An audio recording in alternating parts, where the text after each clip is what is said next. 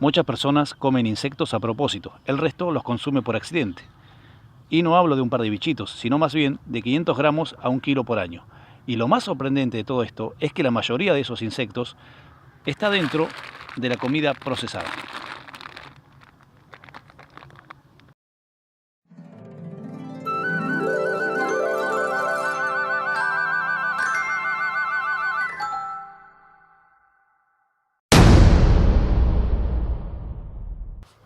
Si creías que la agricultura se desarrolla en un ambiente limpio y esterilizado como el que se usaría para crear un microchip, te estás engañando. La agricultura se desarrolla en el campo de los insectos. A veces los insectos son indeseables para las cosechas, por ejemplo cuando provocan alguna enfermedad a las plantas, pero la mayoría de las veces son inofensivos. No obstante, para mantenerlos a raya, los agricultores usan diferentes tipos de pesticidas y de veneno. El problema es que si usamos demasiado pesticida, matamos todos los insectos, pero el alimento deja de ser apto para consumo humano.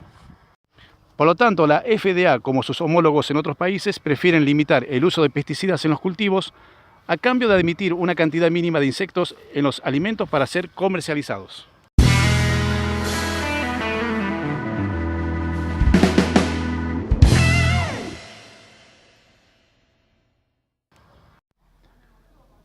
Quizás recuerden a estos recipientes que usé en el video 66 hace cerca de un año, cuando decía cómo almacenar alimento mediante la técnica de extracción de aire. Esto era precisamente para que los gorgojos y demás insectos no tengan acceso al alimento destruyéndolo. Ahora veremos qué pasa cuando los gorgojos sí tienen acceso al alimento y cómo lo echan a perder. Son insectos muy pequeños, de 3 a 5 milímetros de longitud, alargados, cilíndricos, duros y de color pardo oscuro.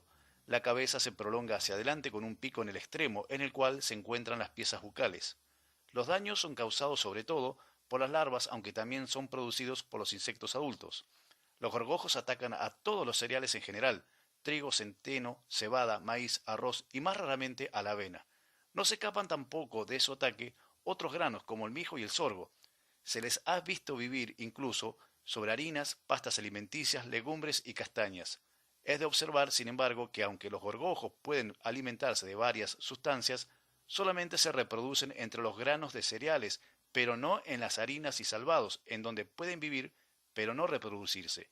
Las hembras de estos insectos no ponen sus huevos más que en aquellas sustancias que ofrezcan una consistencia notable. La infestación se produce cuando la hembra abre con sus piezas bucales un pequeño agujero en el grano, que alcanza en profundidad la longitud de su pico. Esta operación dura por término medio de 1 a 2 horas. De preferencia elige para ello la parte más tierna del grano, que es en el surco y cerca del germen, donde la penetración de su pico es más fácil. El huevo es depositado en el fondo de ese agujero y no coloca más de uno por grano. Esto es si se trata de trigo, arroz, cebada o centeno, pero puede poner 1, 2, inclusive 3 si es un grano de maíz. Al mismo tiempo que pone el huevo, la hembra produce un líquido mucilaginoso que se endurece en contacto con el aire y que cimienta el huevo a la vez que tapa el agujero abierto para su alojamiento.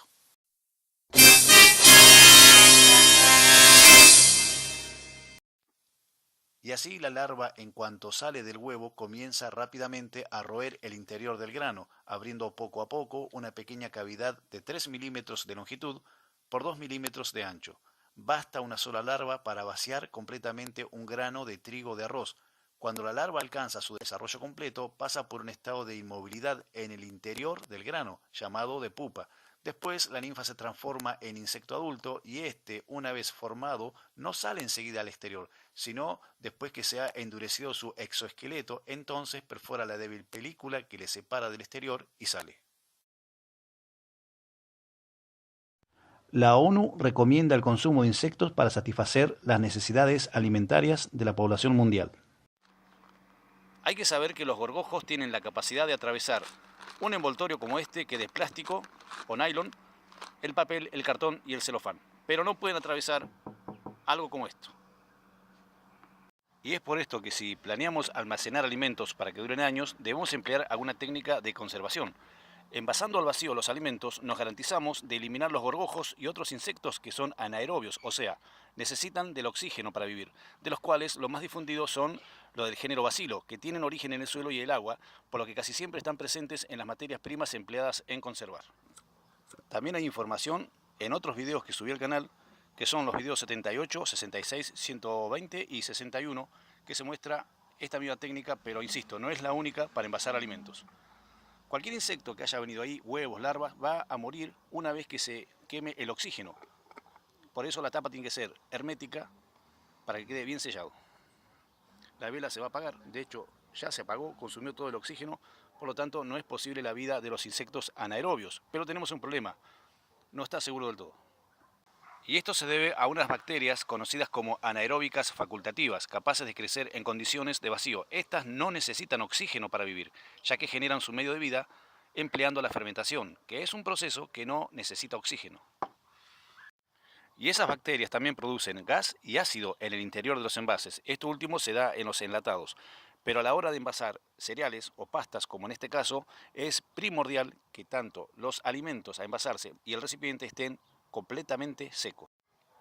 Quiero aclarar que este pequeño recipiente es una representación de un recipiente mucho más grande que este. Es muy conveniente que a la hora de preservar los alimentos para que duren años se le ponga en el mismo unas hojas de laurel. Esta planta hace que los insectos huyan por el aroma, y el ajo ni hablar. El ajo es altamente positivo en los recipientes. Y después de eso sí, la extracción del aire mediante el método que mostré aquí.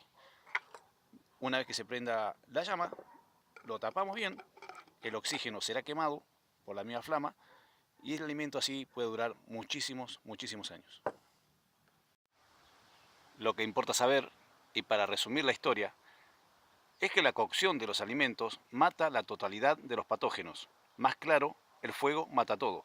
Pero aclaro, estamos hablando de soja, garbanzos, arroz, frijoles o alubias, lentejas, pastas, maíz y todos los cereales. Y cumpliendo con Paola y Jordán Ortiz, cierro diciendo que los gorgojos no son dañinos para la salud, no pican, no matan y deberíamos considerarlo una fuente de proteínas. Además, no olviden que la ONU recomienda consumir insectos para paliar el hambre que saben llegará. Saludos.